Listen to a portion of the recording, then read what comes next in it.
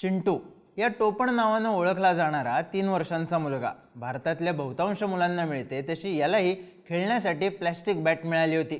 या प्लॅस्टिक बॅटने तो खेळायचा तेव्हा त्याची नजर कायम बॉलवर खिळलेली असायची। त्याच्या वडिलांनी अरविंद भाईंनी ही गोष्ट हेरली आणि त्याला क्रिकेटचा नाद लावला। जुन्या गादीपासून चिंटूच्या आईनं बॅटिंग पॅड्स बनवले आणि 3 कोठी ग्राउंडवर लिंबाच्या झाडाजवळ चिंटू प्रॅक्टिस करायला लागला। आता प्रॅक्टिस म्हणजे काय होतं तर तो दररोज 1000 बॉल खेळायचा। करायची आहे म्हणून 2 तास प्रॅक्टिस केली आणि गेला असा कारभार नाही, तो 1000 बॉल हमखास खेळायचा। त्याच्या या सवयीचा त्याला पुढे जाऊन मोठा फायदा झाला, कारण त्याच्या टेस्ट करिअरमध्ये त्यानं बॉल खेळले 16,217। चिंटू ओळखला गेला चेतेश्वर पुजारा म्हणून। दिवसाचे 1000 बॉल खेळणाऱ्या पुजारानं गॅबावर अंगावर जखमा झेलल्या, कित्येक तास पिचवर टिच्चून उभा राहिला, टीममध्ये नंबर 3चं स्थान लॉक केलं। पण मग अचानक पुजारा टीममधून गायब झाला। तो कमबॅक करेल याची आशा होती, कारण कोहली, रोहित शर्मा यांच्यासारखे सिनियर प्लेयर्स रिटायर झालेले। 3ऱ्या नंबरवर कोण खेळणार याबाबत सातत्यानं प्रयोग केले जात होते, पण कमबॅकच्या आशा संपल्या। पुजारानं रिटायरमेंट जाहीर केली आणि भारताची शेवटची भिंत ढासळली। ती का ढासळली, पुजाराला दुसरा चान्स का मिळाला नाही, पाहूयात या व्हिडिओमधून। नमस्कार, मी चिन्मय आणि तुम्ही पाहताय बोलभिडू। चेतेश्वर पुजारा मधला क्रिकेटर शोधला त्याच्या वडिलांनी, अरविंद पुजारा यांनी। अरविंद पुजारा स्वतः रणजी क्रिकेट खेळलेले, त्यामुळे मुलामधलं स्किल ओळखायला त्यांना वेळ लागला नाही। त्यांनी स्वतः ट्रेनिंग देत चेतेश्वरला तयार केलं। अंडर 14 लेवलला खेळत असताना त्यानं ट्रिपल सेंचुरी केली। त्यानंतर अंडर 19ला खेळत असताना इंग्लंड विरुद्ध डबल सेंचुरी केली। त्याच्या नावावर प्रचंड रन्स जमा होत होते। डोमेस्टिक क्रिकेटमध्ये सलग 6 वर्ष तो मोठे स्कोर लावत होता, पण तरीही त्याला टीम इंडियात जागा मिळत नव्हती। एकतर पुजारा खेळायचा सौराष्ट्रात, राजकोटच्या मैदानाच्या पिचवर। इथं बऱ्याचदा फ्लॅट पिचेस असतात, रन्स करणं सोपं असतं, त्यामुळे पुजाराच्या बॅटिंगची, त्याच्या मोठ्या स्कोरची दखल घेतली गेली नाही। पण पुजारा थांबला नाही, त्यानं पिचवर थांबून खेळणं सुरू ठेवलं, मोठे स्कोर लावणं सुरू ठेवलं आणि याचं फळ त्याला मिळालंच। पुजारा भारताच्या टेस्ट टीममध्ये आला। टेस्ट क्रिकेटमध्ये सगळ्यात वेगानं 1000 रन्स करणाऱ्या प्लेयर्सपैकी एक ठरला। पण या सगळ्यात एक गोष्ट कायम चर्चेचा विषय ठरली, चेतेश्वर पुजाराची खेळण्याची पद्धत। बॉटम हँड घट्ट पकडून बॅटिंग करायची, थांबून खेळायचं, बॉलर्सला दमवायचं, हा पॅटर्न। राहुल द्रविडच्या बॅटिंगबद्दल एक किस्सा सांगितला जातो। शोएब अख्तर पार बाउंड्री लाईन पासून दात खात पळत यायचा, प्रचंड ताकदीनं बॉल टाकायचा आणि राहुल द्रविड शांतपणे हा बॉल प्लेड करायचा। द्रविडच्या रिटायरमेंट नंतर बॉलर्सला दमवणार कोण आणि भारतासाठी 3 नंबरला बॅटिंग करत भिंत होणार कोण, हा मोठा प्रश्न होता। त्याचं उत्तर मिळालं चेतेश्वर पुजारा, भारताचा नवा नंबर 3, भारताची नवी भिंत। सचिन तेंडुलकरची शेवटची टेस्ट मॅच आठवते, वानखेडेवर सचिनच्या नावाचा जयघोष सुरू होता। त्या मॅचमध्ये सचिनकडून सेंचुरीची अपेक्षा प्रत्येक फॅनला होती, पण सचिनचं ते स्वप्न थोडक्यात हुकलं। पण त्याच मॅचमध्ये सचिन आउट झाला तेव्हा नॉन स्ट्रायकर एंडला असलेल्या बॅटरनं पुढे जाऊन बॅट उंचावली, त्यानं सेंचुरी केली।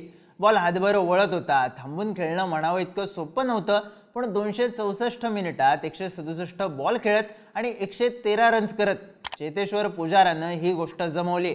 अर्थात चर्चा झाली ती सचिनच्या रिटायरमेंटची, रोहित शर्माच्या फास्ट फॉरवर्ड सेंचुरीची, पण पुजारा नावाची भिंत तेव्हाही भक्कमपणे उभी राहिली होती। त्यानंतर पुजारानं नंबर 3 सिक्युअर केला। पुजारा क्रीजवर टिकला म्हणजे बॉलर्सला दिवसभर घाम गाळावा लागणार आणि भले निवांमध्ये होणार पण स्कोर होणार हे नक्की, कारण पुजाराला एक गोष्ट खतरनाक जमायची, थांबून खेळणं।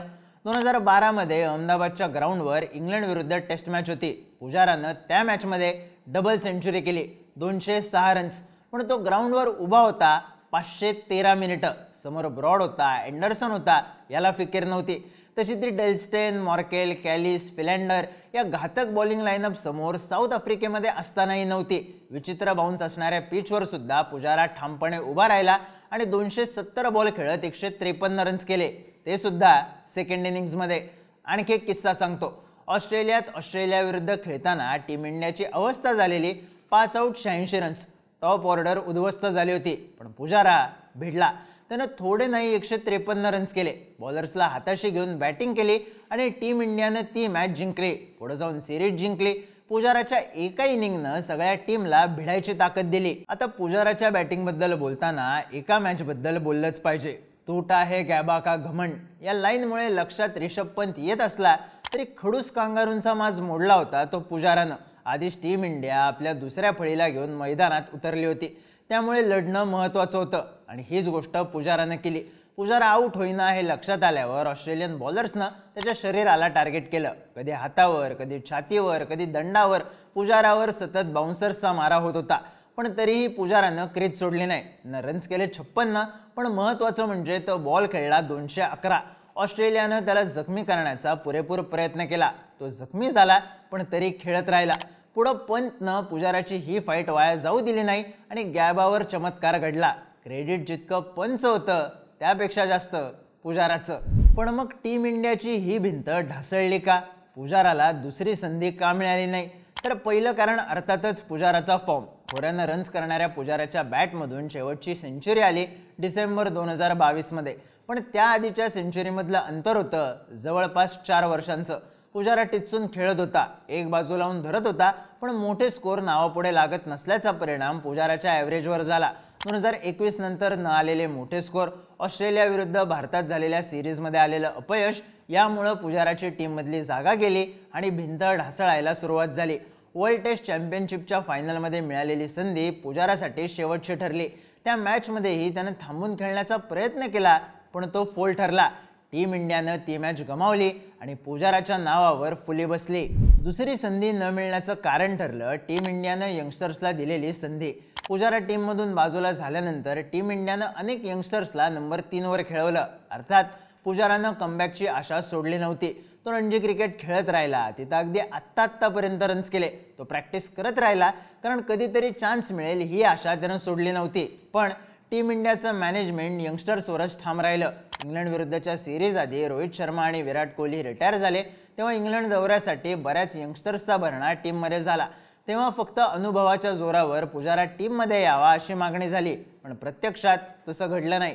साई सुदर्शन आणि करुण नायर या 2 यंगस्टर्सला संधी देण्यात आली, पण दोघांनाही म्हणावं असं यश आलं नाही. साहजिकच पुन्हा पुजाराच्या कमबॅकची चर्चा झाली, पण कोच गौतम गंभीरच्या काळात प्रत्येक फॉर्मॅटमध्ये यंग प्लेयर्स निवडायला दिलेला भर बघता पुजारानं काळाची पावलं अचूक ओळखली. पुजाराला दुसरी संधी मिळाली नाही याचं तिसरं आणि महत्त्वाचं कारण म्हणजे टेस्ट क्रिकेटचं बदलणं. पुजारा 3 ते 4 तास पिचवर उभा राहायचा, समोरच्या बॉलर्सला दमवायचा, त्यांचा स्टॅमिना संपला की मग रन्स काढायला सुरुवात करायचा. त्याच्या या नुसत्या उभं राहण्यामुळं समोरच्या बॅटरला सुद्धा बळ यायचं. पण आता क्रिकेट बदलायला सुरुवात झाली. आता थांबून खेळण्यापेक्षा टेस्ट क्रिकेटमध्येही जास्तीत जास्त रन्स करायला महत्त्व आहे. कोण किती बॉल थांबलं यापेक्षा कोणी किती बॉलमध्ये माइलस्टोन गाठला याची चर्चा मोठी आहे. साहजिकच टेक्निक, रेझिलियन्स हा टेस्ट क्रिकेटचा पाया डळमळीत झालाय. टेस्ट क्रिकेट सुद्धा आता जास्तीत जास्त रन्सचा खेळ झालाय. साहजिकच या नव्या बदलात पुजारा मर्ज झाला नाही. त्याच्याकडे मर्ज होण्याचं स्किल तर होतं, पण संधी मात्र नव्हती. पुजारा स्टाईल क्रिकेट मागे पडून आता बराच वेळ झाला. थांबून खेळणारा शेवटचा क्रिकेटर सुद्धा अलगद बाजूला झाला. पुजाराच्या बॅटिंगबद्दल सगळ्यात जास्त चर्चेत येणारी गोष्ट अर्थातच तो क्रीजवर घालवायचा तो वेळ. भारताकडून खेळणाऱ्या बॅटर्सपैकी त्याच्यापेक्षा जास्त वेळ कोणी क्रीजवर थांबला असेल तर सचिन तेंडुलकर आणि राहुल द्रविड हे 2च जण. गुडघ्याच्या ऑपरेशन नंतर संपलेलं लिमिटेड ओव्हर्समधलं क्रिकेट पुजाराला टेस्टमध्ये मात्र थांबवू शकलं नाही. T20ला प्रचंड ग्लॅमर आलेला असूनही त्यानं टेस्ट क्रिकेटला प्राधान्य दिलं. फक्त त्याचा सन्मान राखायचा म्हणून त्याला CSKनं टीममध्ये घेतलेलं तेव्हा वाजलेल्या टाळ्या कधी विसरल्या जाणार नाहीत. त्यानं गॅबावर अंगावर जखमा झेलून सुद्धा मैदान न सोडणं कधी विसरलं जाणार नाही. आणि आणखी एक गोष्ट विसरली जाणार नाही.